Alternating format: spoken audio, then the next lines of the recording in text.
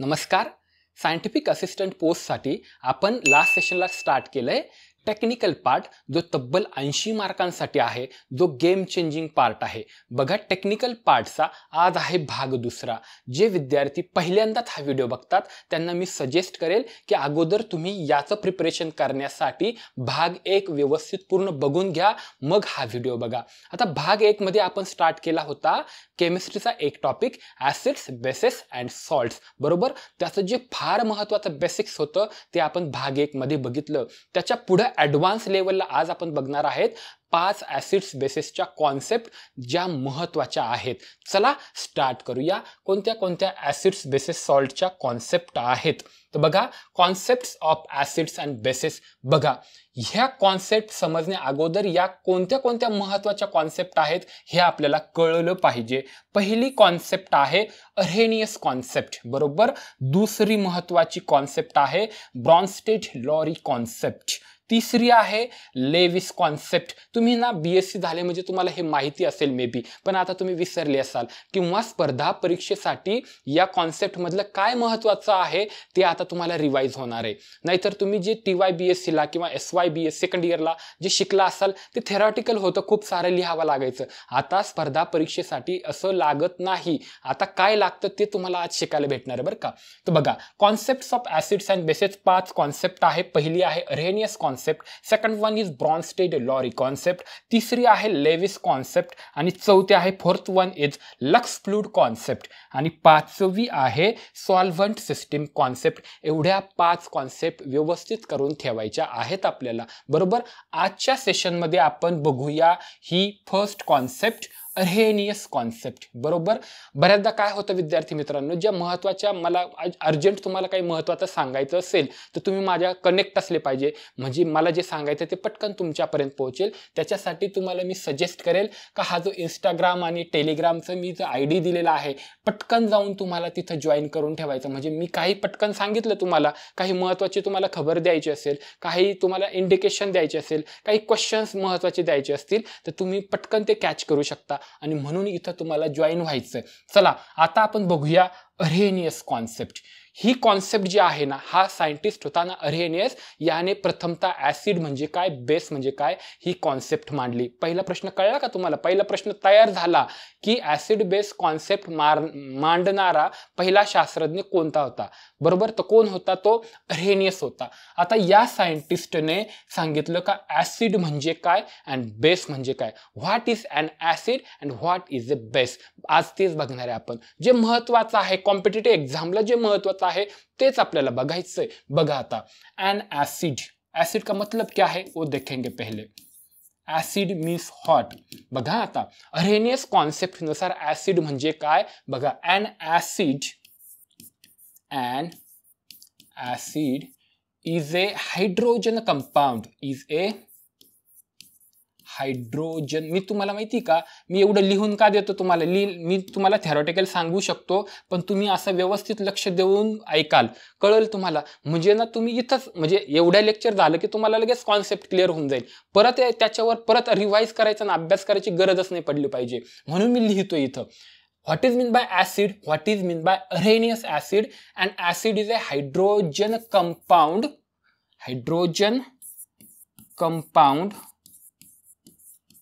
which gives, बघा, an hydrogen compound which gives hydrogen ions,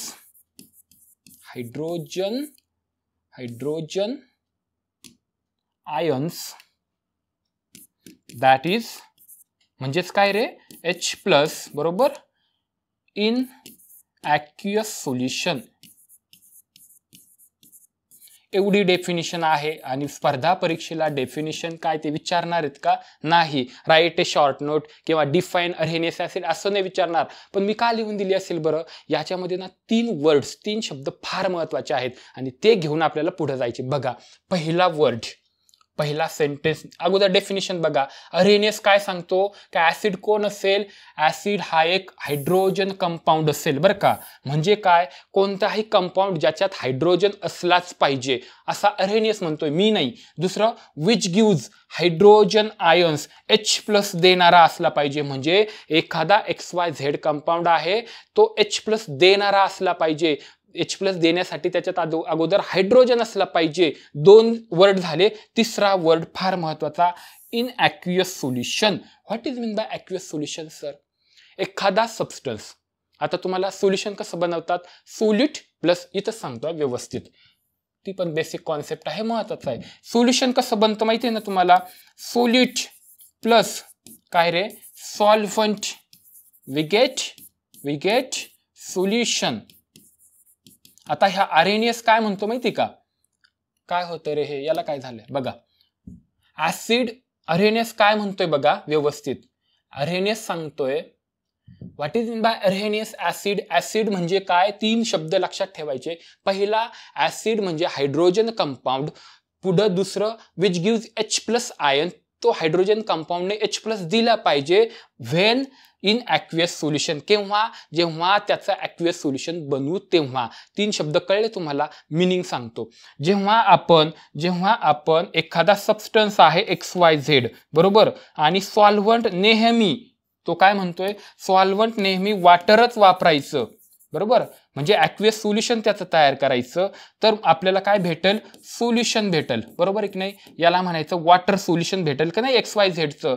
या water सोल्युशनने H+ दिलेला असला पाहिजे. वॉटर सोल्युशन बनवलं की त्याने H+ दिला पाहिजे, त्याला आपण ऍसिड म्हणायचं. कळलं, 3 वर्ड कळले. Hydrogen compound which gives H+ ion in aqueous solution, कळलं. आता बघा, याला ऍसिड म्हणतात बरोबर. आता तुम्हाला आता प्रश्न कसा विचारला जातो की ते एखादं कंपाऊंड देतील आणि म्हणतील हा अरेनियस ऍसिड आहे का. तुम्ही कसं ओळखायचं, डेफिनेशन विसरून जा. तुम्ही कसं ओळखायचं, 3 शब्द सरांनी सांगितले. हायड्रोजन आहे का त्याच्यात, हायड्रोजन कंपाऊंड आहे का, तो वॉटर सोल्युबल आहे का. कारण तुम्हाला सगळं कुठं बघायचंय, ॲक्वियस सोल्युशन मध्ये बघायचं ना, तो वॉटर सोल्युबल असला पाहिजे. वॉटरमध्ये टाकला की त्याला म्हणतात aqueous solution of that compound बरोबर.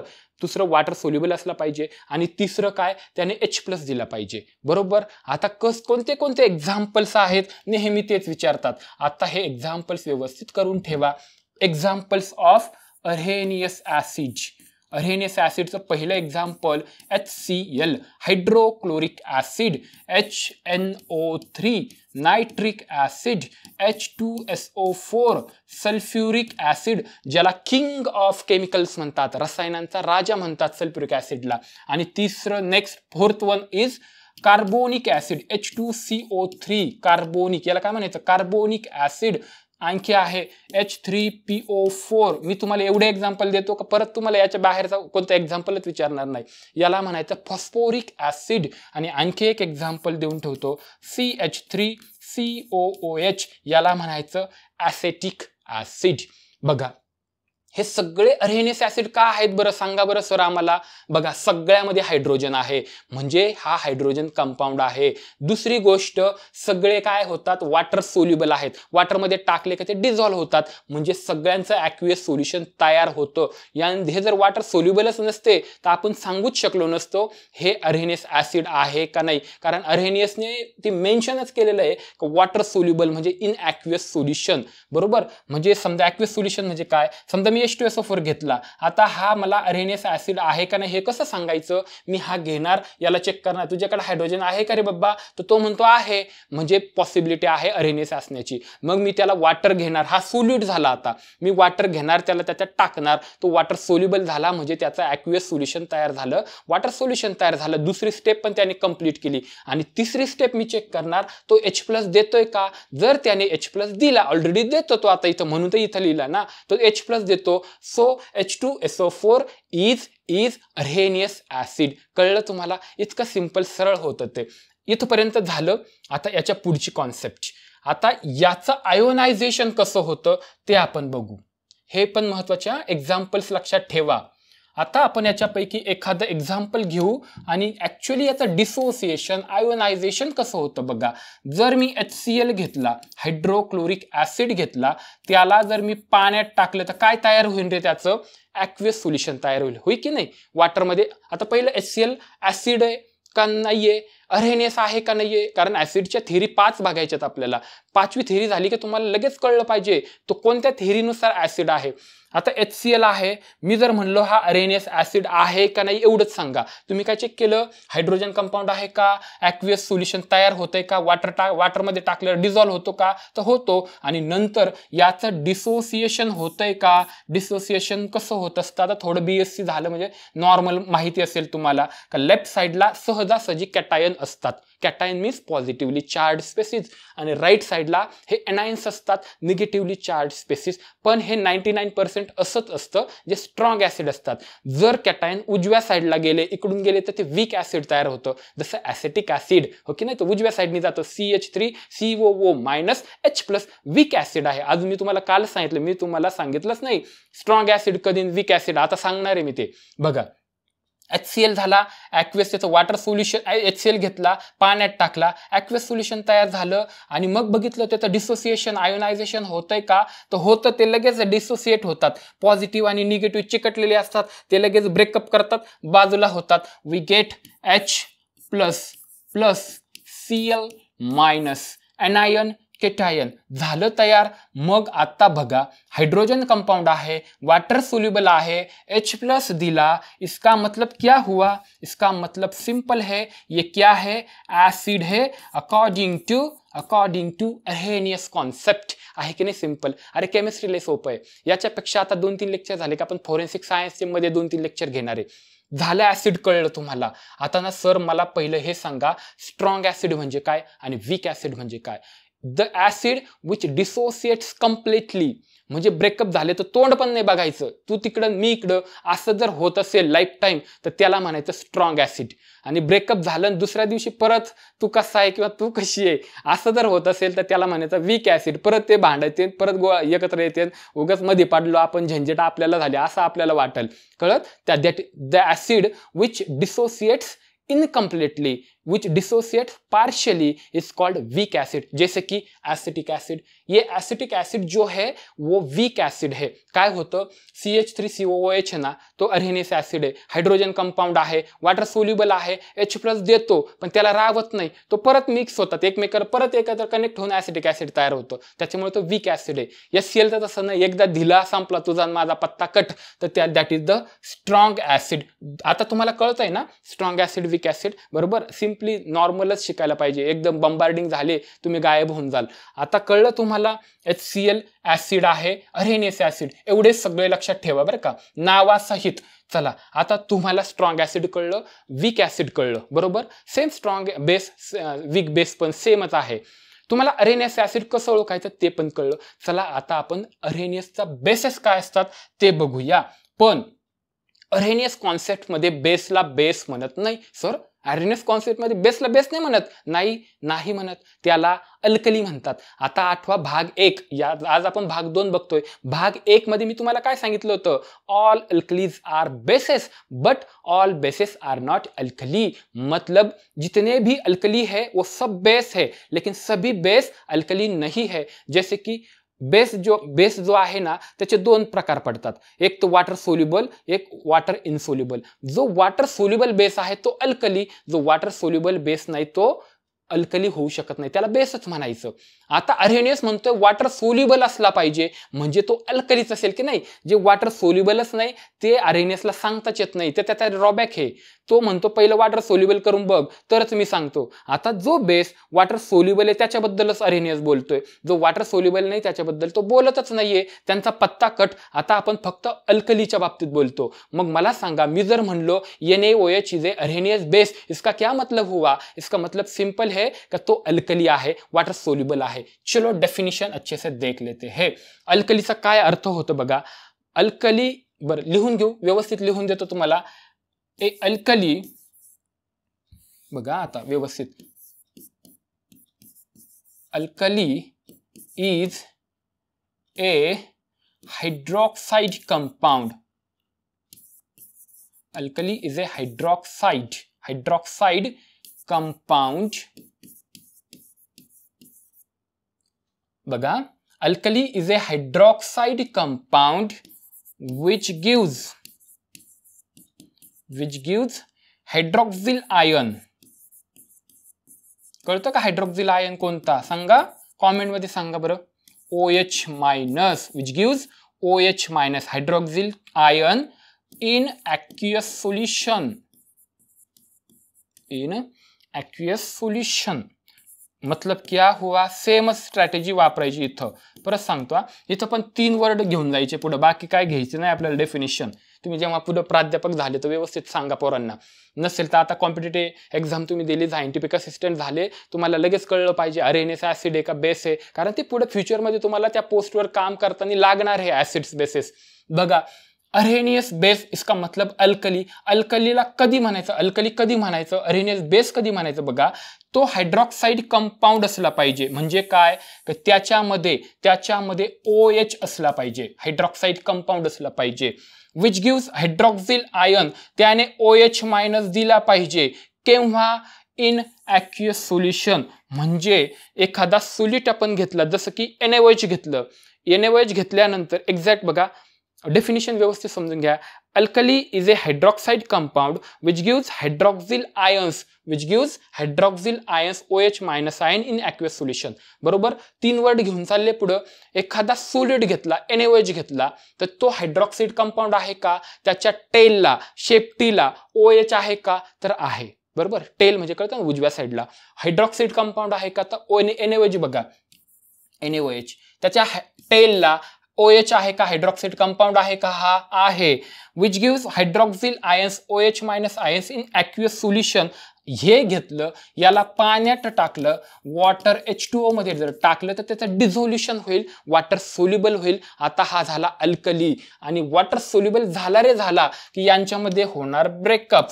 हे दोघं काय होणार? कॅटायन आणि ॲनायन तयार करतील, Na+OH मायनस. बरोबर, मग काय करेल तो हायड्रॉक्सिल आयन OH मायनस काय करेल? रिलीज करेल. इसका मतलब क्या हुआ? NaOH is a alkali, is A Arrhenius base. आहे ना सिंपल. सेम स्ट्रॅटेजी जी ऍसिडला वापरली तीच इथं वापरायची. पुन्हा एकदा, स्ट्रॉंग बेस कधी? वीक बेस कशी? ज्याचं डिसोसिएशन कंप्लीट होईल. Na+ इकडं, OH मायनस इकडं, तोंडच डायरेक्ट वेगवेगळे, इकडे याचं पूर्व पश्चिम असं झालं समजायचं. ते स्ट्रॉंग बेस. आणि जे पुन्हा एकदा मिक्स होतात, परत एकत्र येतात, तर ते वीक बेस. समजलं? सेम कॉन्सेप्ट आहे बरं का. आता याचे काही एक्झाम्पल्स लक्षात ठेवायचे. बघू ना आपण एक्झाम्पल्स. बघा, फर्स्ट एक्झाम्पल आत्ताच पाहिलं ना, NaOH. Second example KOH. NaOH म्हणजे काय? Sodium hydroxide. बरोबर, आणि KOH म्हणजे के मीन्स पोटॅशियम हायड्रॉक्साइड. नावातच हायड्रॉक्साइड आहे, हायड्रॉक्साइड कंपाऊंड आहे, वॉटरमध्ये सोल्युबल होतात. वॉटरमध्ये सोल्युबल झाल्यानंतर OH मायनस रिलीज करतात. म्हणून हे सगळे अरेनियस बेस आहे, अल्कली आहे. याचं डिसोसिएशन कसं होतं सर सांगा ना. ते सांगतो ना. बघा, आता डिसोसिएशन कसं होणार? NaOH घेतला आपण, NaOH जर घेतला, त्याला पाण्यामध्ये टाकलं तर त्याचं डिसोसिएशन होईल. कसं होईल? Na+OH minus. बरोबर, दोघं सेपरेट आउट होतील. म्हणजे हा स्ट्रॉंग बेस झाला. आणि मग आता डिसोसिएशन झालं, हायड्रॉक्साइड कंपाऊंड आहे, OH मायनस देतो, वॉटर सोल्युबल आहे, ॲक्वियस सोल्युशन तयार होतं. म्हणून हा झाला अरेनियस बेस. हो की नाही? सिंपल. हे खूप थेरी खूप सिंपल आहे. ही काय क्वेश्चन विचारतील? क्वेश्चन घेणार आहे मी शेवटला. आपले याच्यावर क्वेश्चन बनवले, व्यवस्थित पाहून घ्या. मी आता क्वेश्चन नाही सांगणार इथं. मला एक क्वेश्चन जनरेट करायचा होता इथं. मी चालता क्वेश्चन जनरेट करतो, पण आता सांगितलं मग तुम्ही शेवटला ते क्वेश्चन व्यवस्थित तुम्हाला अगोदरच उत्तर कळेल, तिथं सांगतो मी काय याचं उत्तर काय होतं. आता कळलं ना NaOH कसं झालं? हा कोण आहे? अरेनियस बेस आहे. बर, मग सर तुम्ही मला सांगितलं अरेनियस ऍसिड कधी, अल्कली कधी, अरेनियस बेस कधी. आता पुढे आपण बघूया प्रोसेस ऑफ न्यूट्रलायझेशन कसं होतं. कालच सांगितलंय मी, आज तुम्हाला पुन्हा इन डिटेल तुम्हाला सांगतो. The process of neutralisation. Neutral कसं होईल? जर मी अरेनियस ऍसिड घेतला, क्वेश्चन तयार आहे बरं का इथंच. जर मी अरहेनियस ऍसिड घेतला आणि अरहेनियस बेस घेतला तर त्यांच्यामध्ये काय टक्कर होईल, ऍसिड आणि बेस एकमेकाला न्यूट्रलाइज करतील, बरोबर. आणि वी गेट कालचं लेक्चर सांगा, सॉल्ट अँड वॉटर. ऍसिड आणि बेसची टक्कर झाली की सॉल्ट आणि वॉटर भेटतं. पण कोणता ऍसिड, स्ट्रॉंग घेतला का वीक घेतला ते बघितल्याशिवाय सॉल्ट सांगता येत नाही. NaCl मी काल तुम्हाला सांगितलं, NaCl is a neutral salt. कसा, HCl आणि NaOH. आजच तेच एक्झाम्पल आपण बघूया.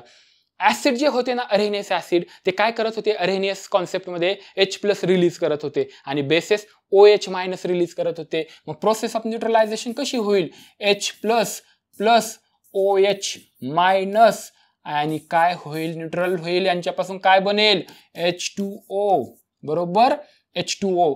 किंवा आपण असंही लिहू शकतो, जर मी डायरेक्ट अरहेनियस ऍसिड घेतला, इसका मतलब hydrochloric acid plus NaOH, then we get, तर मला काय भेटेल बघा, हा हायड्रोजन याने रिलीज केला आणि हा OH- याने रिलीज केला. हे दोघं काय करतील, H2O फॉर्म करतील, वॉटर तयार करतील, बरोबर. राहिलेले कोण आहेत, Na आणि Cl, ते मीठ तयार करतील, सोडियम क्लोराइड, जो न्यूट्रल सॉल्ट है. क्यों है, क्योंकि HCl स्ट्रांग है, एसिड है, और NaOH बेस है, अल्कली है, ये भी स्ट्रांग है. स्ट्रांग असल्यामुळे टक्कर एकदम डायरेक्ट होती, डायरेक्ट मुंडके मोडून पडतात आणि वी गेट न्यूट्रल सॉल्ट, बरोबर. जर स्ट्रॉंग आणि वीक घेतला, पहिलवान आणि एकदम काडी पहिलवान, दोघांची टक्कर केली तर काय रिझल्ट असेल आपल्याला माहिती की नाही. इथं दोघं स्ट्रॉंग असल्यामुळे काय होणार आहे, we get neutral salt and water. इस पर एक क्वेश्चन मैंने बनाया है. चलो, न्यूट्रलायझेशन कळलं का तुम्हाला. आता तुम्हाला ऍसिड कळलं, बेस कळलं, त्यांची न्यूट्रलायझेशन प्रोसेस कळली. चलो नेक्स्ट क्या है देखते हैं. क्वेश्चन है लेकिन यहां पर हम रुकेंगे. याच्या आधी तुम्हाला मला थोडंसं महत्वाचं सांगायचंय. याच्या काही, ही जी थिअरी झाली ना, तर या थिअरीचे काही ॲडव्हान्टेजेस पण आहेत, फायदे पण आहेत आणि काही लिमिटेशन्स पण आहेत.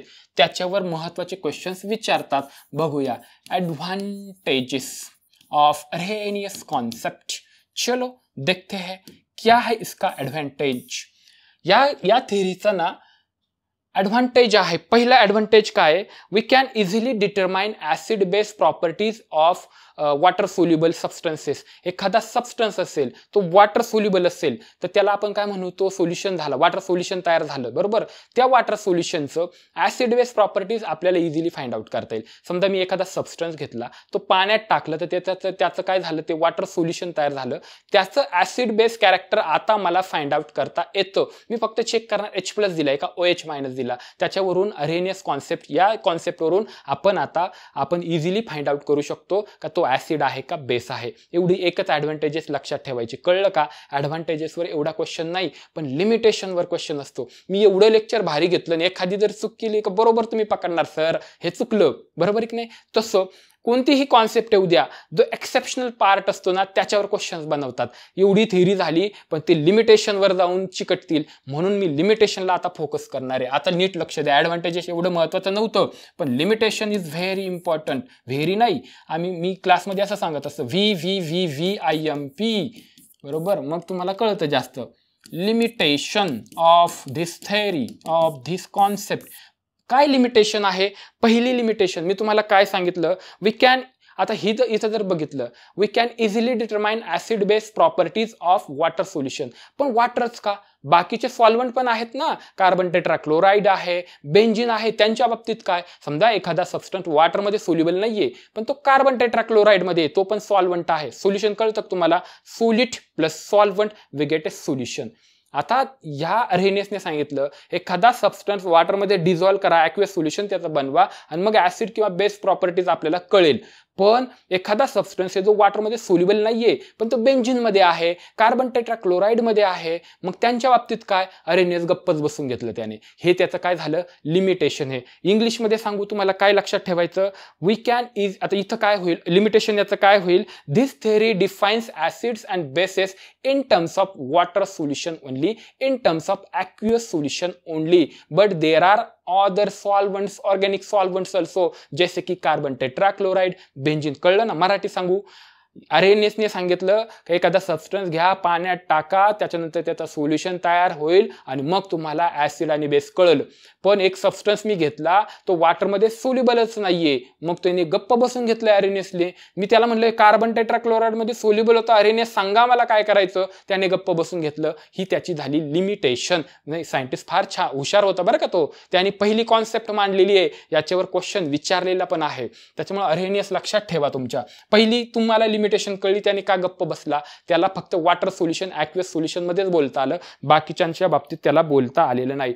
आणखी काय सांगतो, there are many bases like ammonia, NH3, ammonia, बरोबर, पिरिडीन असं स्ट्रक्चर असतं बरं का.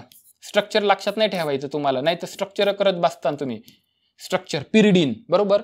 There are many bases like ammonia, pyridine. आणि हे जे काय बेसेस आहे यांच्यामध्ये हे हायड्रॉक्साईड कंपाऊंड नाहीये. पहिलं हायड्रोजन, इथं तर आता इथं म्हणू शकतो आपण हायड्रोजन आहे, हायड्रॉक्साईड कंपाऊंड आहे, बरोबर आहे. अरेनियसने सांगितलं तिथं हायड्रोजन कंपाऊंड आहेत. पण हे आता हे बेसेस आहेत, हे OH इथं हायड्रोजन कंपाऊंड आहे म्हणून ऍसिड म्हणू शकतो आपण, पण हे ऍसिड नाही आहेत, हे बेसेस आहेत. याच्यामध्ये आता अरेनियसने काय सांगितलं, बेस म्हणजे काय, hydroxide compound which gives OH- in aqueous solution, base. पण इथं OH हायड्रॉक्साईड कंपाऊंडच नाहीये, हा OH- देतच नाही. मग हा बेस कसा, अरेनियसने गप्प बसून घेतलं. पिरिडीन मी घेतला, पिरिडीन हा बघा याच्यामध्ये हायड्रॉक्साईड कंपाऊंड नाहीये, तरी हा बेस कसा, त्याने गप्प बसून घेतलं, बरोबर. आता कोणाच्या तरी लिमिटेशन कोणीतरी ओव्हरकम केल्या, म्हणजे लेविसने केल्या, ब्रॉन्स्टेड लॉरी कॉन्सेप्टने केल्या. हे आता अमोनिया बेस का आहे ते तुम्हाला आज नाही कळणार, पुढच्या सेशनमध्ये कळेल.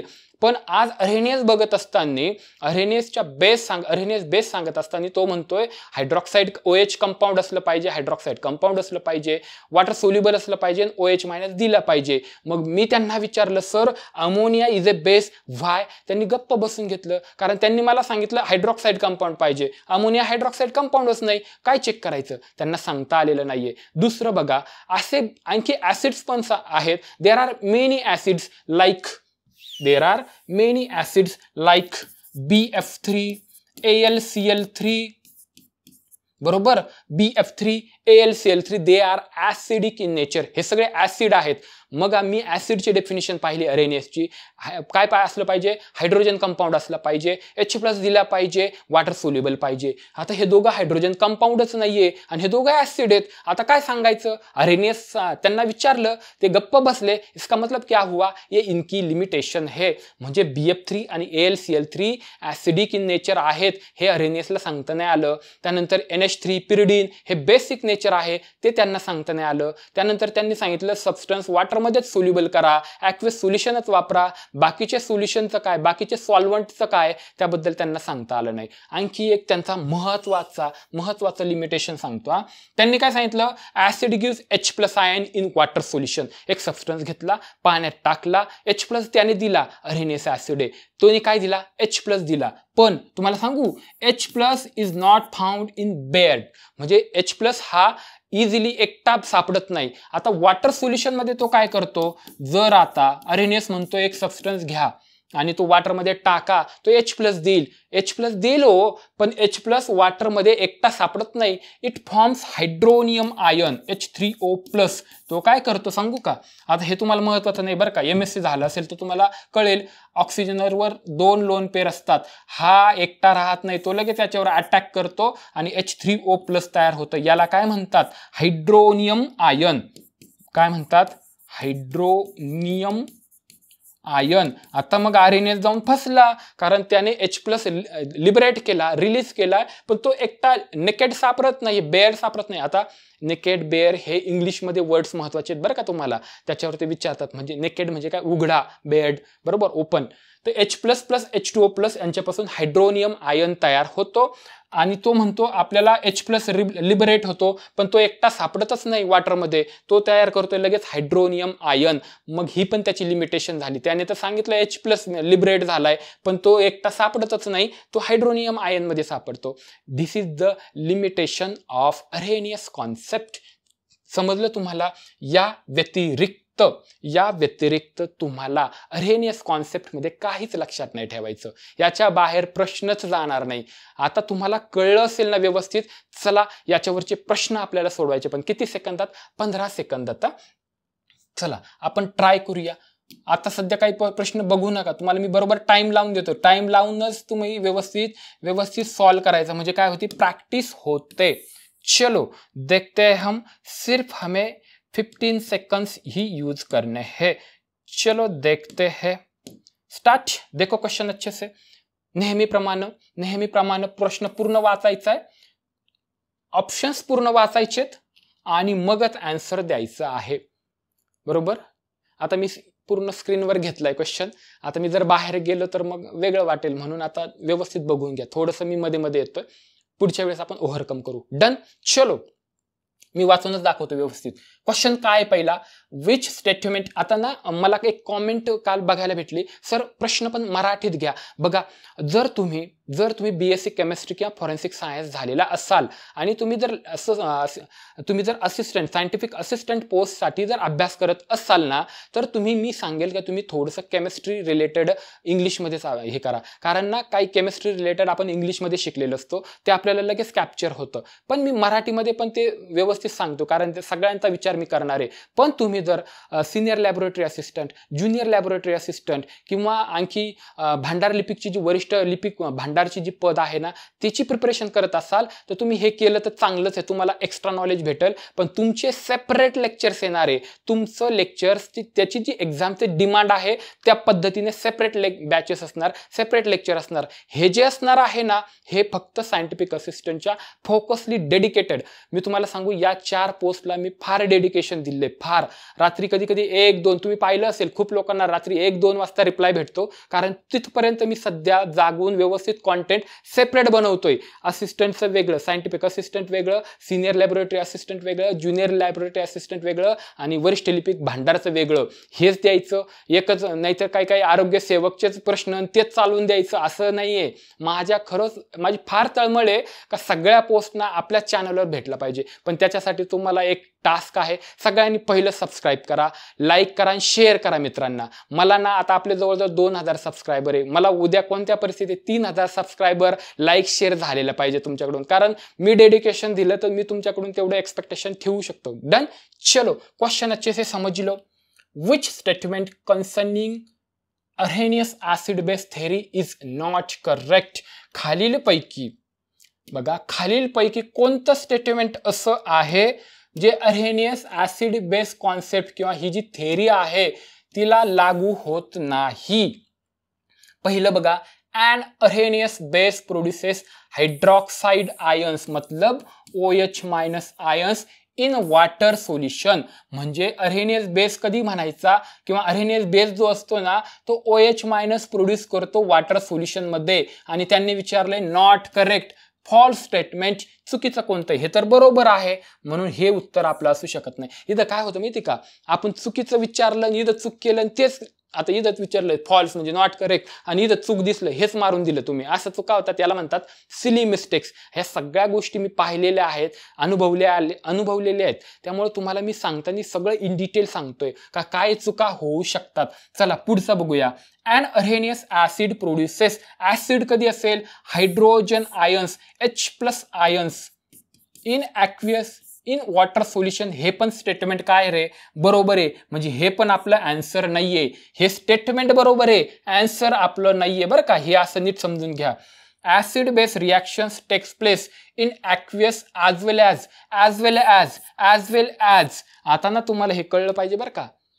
जेव्हा सब्जेक्ट व्हर्ब ॲग्रीमेंट तुम्ही इंग्लिशमध्ये बघणार आहे, जेव्हा ॲज वेल ॲज आला तेव्हा आपल्याला जो व्हर्ब वापरायचा आहे तो कोणानुसार अटॅच करायचा ते मी एक स्पेशल सब्जेक्ट व्हर्ब ॲग्रीमेंटवर आपण लेक्चर घेणार आहे.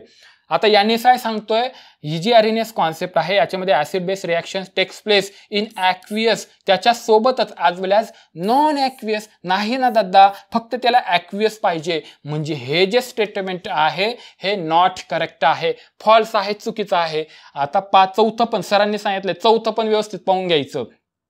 ए neutralisation reaction produces water and salt. आत्ताच पाहिलं ना, acid plus base we get water and salt. Answer भेटलं तुम्हाला. चलो जी, नेक्स्ट क्वेश्चन अच्छे से देखते हैं. लेकिन सिर्फ 15 सेकंड्स. डन. फक्त तुम्हाला 15 सेकंदातच आन्सर द्यायचं आहे. झालं. डन. चलो देखो. आता मी बरोबर घेतलंय तुम्हाला समजण्यासाठी. प्रश्न नीट वाचून घ्या. प्रश्न नीट वाचून घ्या.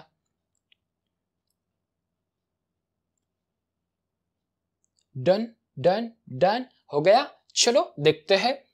The H3O plus ion is called the dash dash dash ion. Hydrogen ion म्हणतात का रे? दिलतं ना इथं लिहून, इथंच दिलतं. हायड्रोजन आयन नाही म्हणत त्याला, हायड्रोनियम आयन म्हणतात का? हो सर. प्रोटियम नाही. आता हे पाहायचं बरं का आपल्याला. प्रोटियम, ड्यूटेरियम, ट्रिशियम ते सगळं बघणार आहे आपण, आयसोटोप्स हायड्रोजनचे. पुढं हायड्रॉक्साईड म्हणतात का? OH का? नाही. आन्सर काय आलं रे तुमचं? सेकंड आलं ना? गुड. आलं असेल तर व्हेरी गुड. तुम्ही चांगला अभ्यास चालू आहे तुमचा. थर्ड क्वेश्चन नीट बघून घ्या. चलो 15 सेकंड्स. क्वेश्चन अच्छे से देखो. पहले ऑप्शंस अच्छे से चेक करो, फिर तुम्हें टिक करना पड़ेगा. चलो देखो कितना सेकंड. 5 4 3 2 1. डन. Time of. चलो देखते हैं. When arrhenius acids and bases react, then the product other than water is metal oxide. उगाच काहीतरी दिलंय बरं का हे. मेटल ऑक्साइड अजिबात नाही. हायड्रोनियम आयन नाही. ऍसिड नाही. Water and salt. बघा, ऍसिड आणि बेस रिएक्शन केली, we get salt and water. चलो फोर्थ क्वेश्चन देखते हैं. चलो 15 सेकंड्स. 15 सेकंदात उत्तर आलंच पाहिजे. एवढं माइंडला तुम्हाला सांगितलं, हे सगळं माइंड गेम असते, स्पर्धा. शांत पाहिजे आपण, रिलॅक्स आणि बरोबर सगळं वाचून घ्यायचं. सिली मिस्टेक्स होऊन द्यायच्या नाहीत. डन. चलो.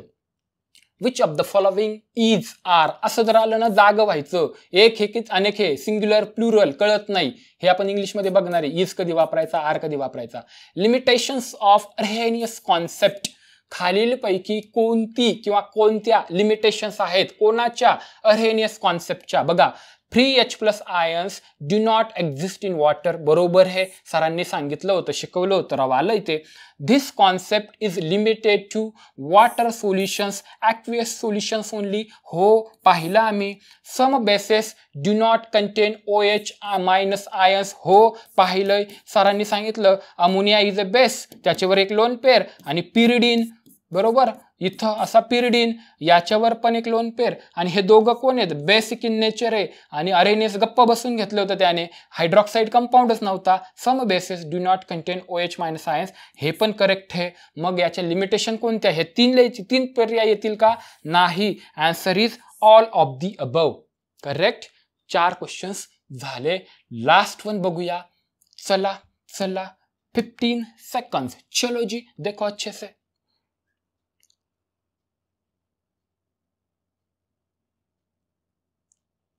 Which of the following is not Arrhenius acid. असे पण प्रश्न आहेत. अर्हेनियस ऍसिड खालीलपैकी कोणतं नाहीये? चलो देखते हैं. HCl hydrochloric acid. सर ने तो बहुत सारे एग्जाम्पल्स दिए थे, कळलं होतं. मग त्याच्यात HCl होता. ऍसिटिक ऍसिड पण सरांनी दिलं होतं. मुळातच ऍसिड आहे, हायड्रोजन कंपाऊंड आहे. हे पण काय आहे? अर्हेनियस ऍसिड आहे. NH4 हायड्रोजन कंपाऊंड आहे, बरोबर आहे. H+ वाटतं का तुम्हाला देईल तो? वॉटर सोल्युबल झंझट आहे ना. पण सर मला आता आठवत नाही, कळत नाही, त्याला मागं ठेवूया आपण. पुढे बघा. H3PO4 म्हणजे कोण रे? Phosphoric acid. हे तिघही एक्झाम्पल सरांनी आम्हाला शिकवले होते. आणि हे सगळे अर्हेनियस ऍसिड मध्ये आम्ही शिकलो. म्हणजे याचं उत्तर काय झालं रे? इसका आन्सर बनता है third option, NH4+ ammonium ion. कळलं? हे 5 क्वेश्चन्स मी तुम्हाला याच्यावर व्यवस्थित सांगितले, म्हणजे तुम्हाला कळल की क्वेश्चन्स कसे बनवले जातात आणि तुमचा अभ्यास कसा असला पाहिजे.